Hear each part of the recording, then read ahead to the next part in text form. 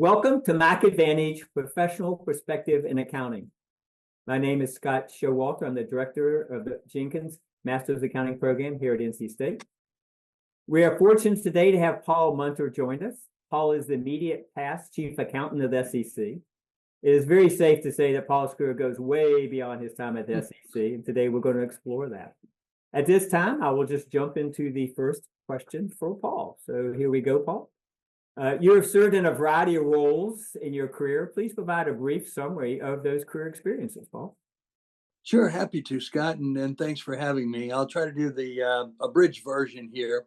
But I got my undergraduate degree in accounting from Fresno State University, which is near the part of the world where I grew up, and then started in public accounting in a regional firm in the audit practice.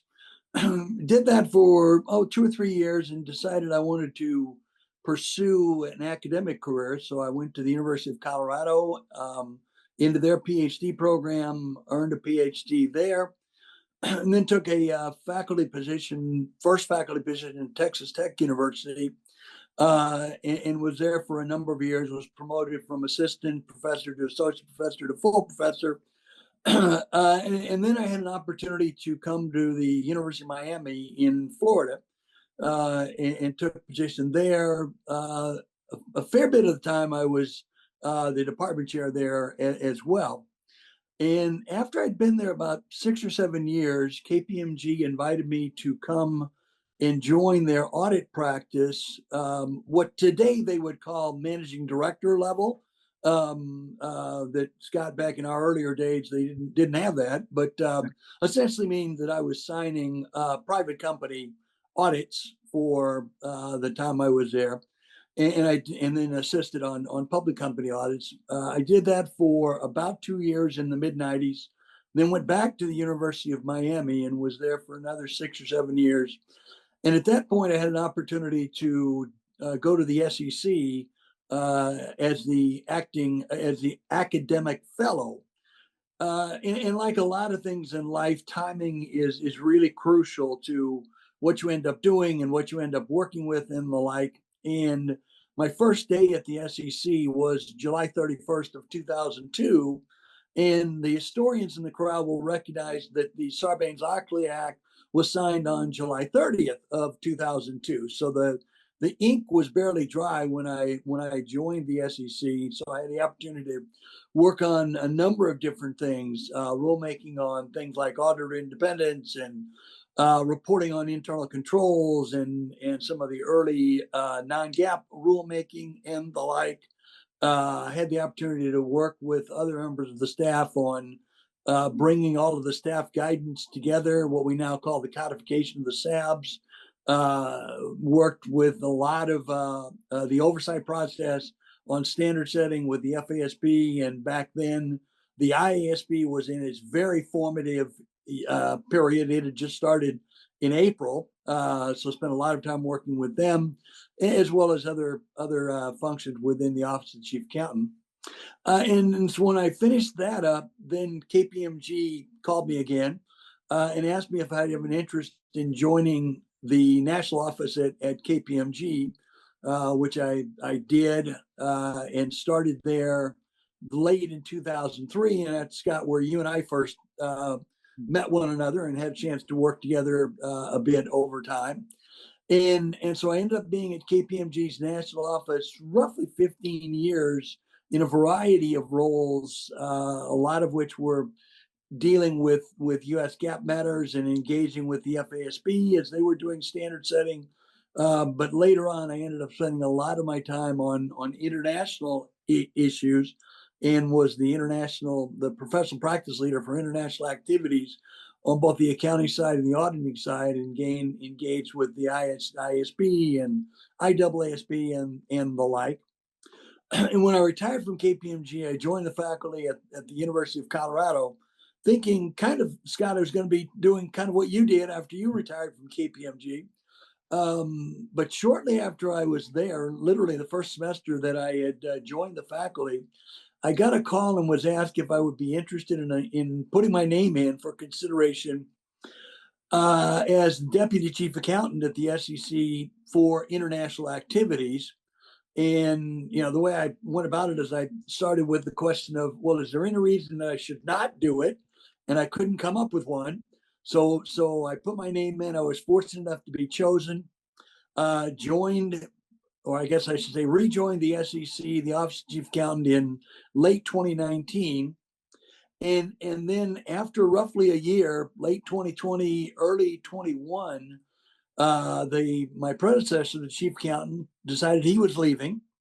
And so I was appointed as the acting chief accountant and then later the chief accountant, and was fortunate enough to serve in that role for a little over 4 years. And just to give you a little bit of a historical perspective, by being in the role for 4+ years, I was actually in the role for longer than my 17 immediate predecessors. So that's, by some perspectives, that's not a real long time, but by others, it's longer than a lot of others have been around, at least recently. And so I left recently and have been kind of just hanging out for the last 2 or 3 weeks, kind of sorting out what kinds of things I might be interested in and the like. But that's a fairly quick trip through my meandering career, Scott. Good. Well, thank you, Paul, and I appreciate you responding to my request to come on here today. And I was trying to get you before you got too busy. You did mention in your litany there that you had worked at the SEC as a chief accountant. So, a lot of people like to know, what does the chief accountant do anyway? So the chief accountant under the commission's rules is the principal advisor to the commission on application of accounting, auditing, and auditor independence issues under the federal securities laws. And so when there are questions on application of accounting or application of auditor independence questions or the like, the chief accountant is ultimately the final say within the commission under the federal securities laws. But within the role of the chief accountant, there's a lot of different things that go on more broadly in what we call the office of the chief accountant. There's the chief accountant and a staff of 45 people or so who are very talented and very dedicated.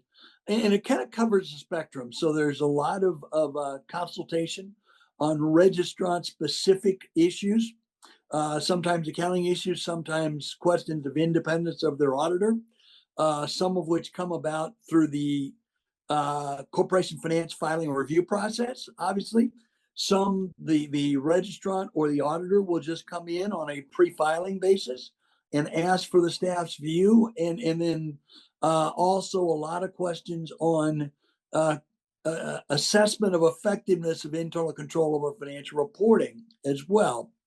Also, we support the enforcement efforts, and so when the enforcement division is working on questions that involve misapplication of accounting or misapplication of audit standards or misapplication of independence requirements or the like, the Office of the Chief Accountant will support that as well. And then a lot of the rulemaking that's done around the commission, regardless of what division is leading it, oftentimes has either accounting or other reporting implications to it. And so the Office of the Chief Accountant supports the rulemaking. And then OCA serves the commission as the point for its oversight of standard setting. On the accounting side, that's the FASB. On the auditing side, that's the PCAOB.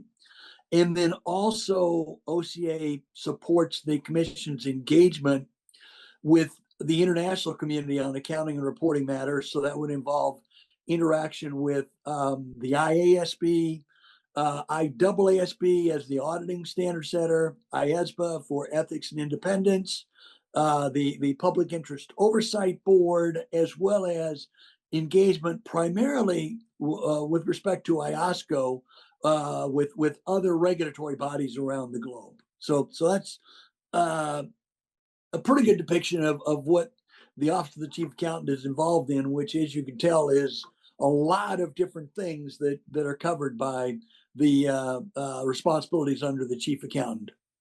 Yeah, that's why I asked you to explain that, Paul, because I think probably a lot of people think it's very narrowly focused, but it's a very wide responsibilities, and I'm sure no day was very boring. So with that, you did mention that you're one of the longest serving chief accountant. So if you could reflect on your experiences and share some of the challenges as well as the accomplishments you had.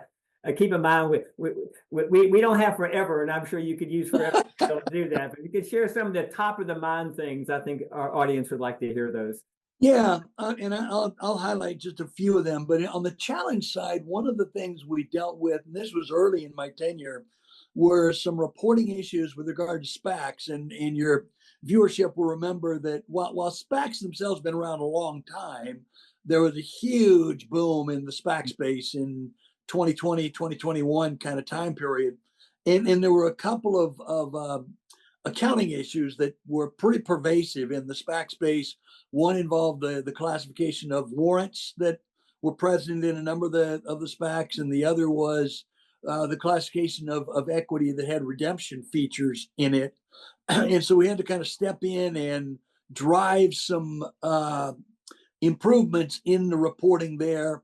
Admittedly, it resulted in a lot of restatements, but I think our thinking at the time was that was really important because the equity owners of SPACs are actually going to be asked to make voting decisions, right? When a target is identified, the equity holders will be asked to vote on whether they want the acquisition to go through or not, or whether they in fact want their money back. So having GAAP compliant information is pretty critical to that.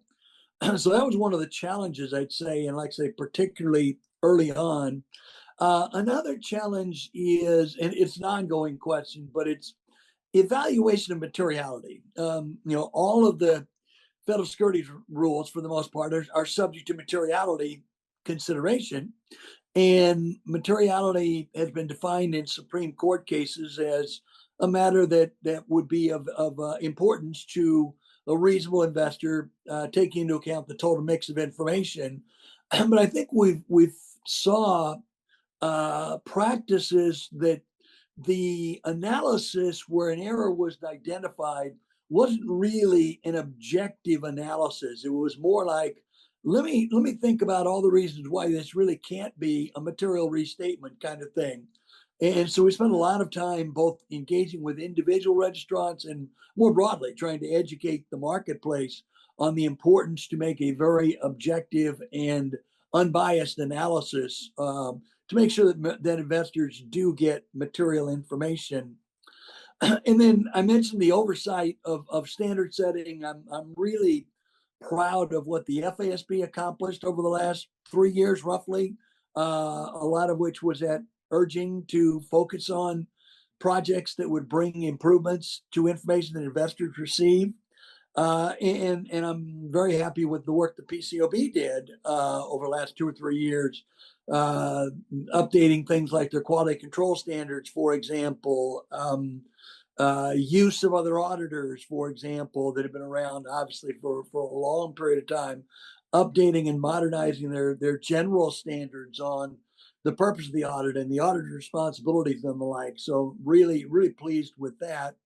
And then on the international front, probably the thing that I was really happy with the progress, and it is still a work in progress, but is improvements in international auditing and independent standard setting. So the structure that oversees the IAASB and IASBA and the appointment of the members to the board so that there is an independent process with obviously appropriate technical expertise, but a representation from the full spectrum of stakeholders. So really happy about that. And then lastly, I'll mention, I think we issued something like 22 statements during my time as a chief accountant. And, transparency is really important. It's important for issuers to be transparent in communicating with their investors, of course, but I think it's also very important for regulators to be transparent about what their expectations are. And so a lot of the statements were designed to try to explain what our expectations were, to frankly arm those who were trying to do the right things with more tools that they could use and the like. And so I'm really pleased with the responses that we got to that pretty regular communication process. Thank you, Paul. I was hoping you'd solve that materiality question, but I don't think that's going to go away anytime. No, unfortunately, it all boils down to a question of facts and circumstances, right. And it does involve judgment. Yes, absolutely. And you mentioned that I don't think anybody was adding up your years when you were going through your years, but you have been around the profession for a very long time, and you and I have known each other for a very long time. So I'm sure you have some views about where the accounting profession currently is and where it's going. So why don't you share those with our audience today? Yeah, I'd be happy to. And I think one of the things that resonates with me, and I will tell you that it took time to gain an appreciation for it. It wasn't something that I had a real appreciation for, like when I got out of school, to be honest with you. But it is the fact that, and when you come into the accounting profession, you are joining a profession. I really dislike references to the accounting industry. I think it is really critical that we, as members of the profession, keep in mind that it is a profession, which means a key part of that, of course, is a public interest calling. You know, all of us who are CPAs, as we know, the P is public. And if you look at the AICPA Code of Conduct, it talks about having a grounding in and a responsibility to the public interest. So I really think one of the things that's incumbent on all of us in the profession now is to make sure we are messaging that, particularly to newer professionals who perhaps haven't gained an appreciation for it and perhaps don't understand how important that is to the credibility of the profession and the value proposition that the profession brings to the table. It is because of our public interest calling and our public interest commitment that the marketplace is willing to pay for our services. And the other thing is, I know there's discussion about pipeline and whether, we need to make some changes in entry and all of that, which I think are very appropriate topics to discuss. But I remain really optimistic about the viability of the profession, certainly the opportunities the profession provides. Scott, I'll bet the same is true for you. But if you had told the 20-year-old Paul sitting in his first accounting class, here are the various things you're going to get a chance to do, I would have been just, awestruck by that. And I don't think we do a really good job of talking about what opportunities there are and what the skill sets that you have from the profession allow you to do and to benefit from. But I do remain really optimistic. And one of the data points I always point to is this is, there are, I don't know what the number is, but literally millions of audits conducted in this country, the vast majority of which are not because of regulatory requirements, but they are because of parties to an arrangement want it, right? Bank lending agreements demand audits, buy-sell agreements demand audits, and the like. So I think there's ample evidence out there that the marketplace values what we do, and so I remain really encouraged. But I do think we who are, a little more, further down our career path, do owe it to the profession to make sure that we are speaking to the value proposition of the profession, the importance of professional commitment, and the importance of a commitment to the public interest, no matter what it is in the profession you're doing. Yeah, totally agree with you, Paul. I'm celebrating my 50th anniversary in the accounting profession. And when I share my experiences with the students, their eyes go, "Are you kidding me? You did all that with an accounting degree? You bet." So we need to tell our story. Totally agree with you on that. Okay. And so one of the things you mentioned when you were telling your story was you have recently resigned as the chief accountant in anticipation of the new administration. So, what's the future hold for Paul Munter at this point? That is a great question that I really wish I had a better answer to. I will say that, this is the first time in my adult life where I've left something and the next thing was not already lined up. So I've tried to be intentional about taking a little time to kind of step away from things and be more thoughtful about what it is I'm going to do next. I do feel that I have more to contribute, so I plan to look for things that I can do. I think I've already had a number of conversations, so it's I think evident to me that there are opportunities that I'm interested in pursuing. It's a matter of figuring out how much do I want to do, things like that. So long-winded answer is still sorting that out, but I do fully expect that I will be engaged in some way, shape, or form. And people that have been around the profession a while will have to deal with me in some capacity at some point in the future again. That's great, Paul. I look forward to your next LinkedIn post to tell us where you're going to go.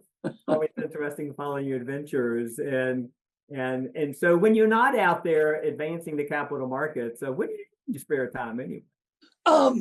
A lot of it revolves around family. We're fortunate that we live in Fort Lauderdale. We live very close to our adult children.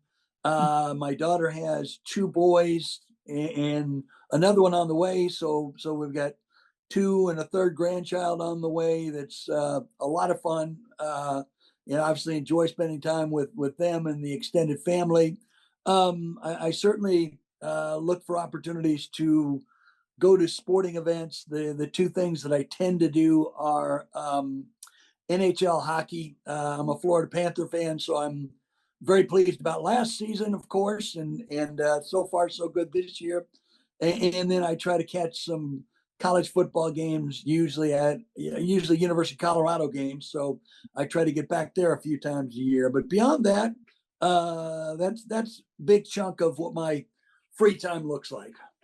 Great. Sounds like you're pretty engaged. And sort of close out our questions and answer today, I just want to kind of give you the mic one last time. Do you have any final comments you'd like to share with our audience for today? Yeah, I guess it comes back to what I was saying a moment ago is the importance of our profession. I think the trust in the profession, it can be really hard to gain and it can be easy to lose. I know, Scott, you're as disappointed as I am when you see the headlines of these, frankly, pretty egregious circumstances that's really hard to get your head around how a bright professional could have gotten him or herself into such a situation. So I think it is really crucial that, as I was saying, we continue to message the importance of the profession and the importance of being a professional. But I also think that everybody in the profession needs to be really vigilant. As I used to tell my students when I was teaching at Colorado, I taught an accounting ethics class. And what I told them is, if you're not careful, it can be oftentimes way easier to see the line when you're on the other side of it, looking back at it, than it is when you're coming up to it. And you just got to be continually alert to risks that present themselves. I know, Scott, you can probably look back on circumstances where it's like, oh my gosh, how did that happen? And boy, I'm sure glad I spotted that in time and things like that. But it does require just continued vigilance and commitment to professionalism, I think, to be able to uphold our responsibilities at the highest level. Well, Paul, thanks. That's a great way to end our Q&A session, to remind us all of our professional responsibilities and how easy it is to slip from that perspective. So I want to thank you, Paul, for your participation in today's Mac Advantage. I really appreciate your insights on that. And I would encourage our audience to stay tuned for our next Mac Advantage when that will occur in the near future. So thank you for tuning in today and listening to us.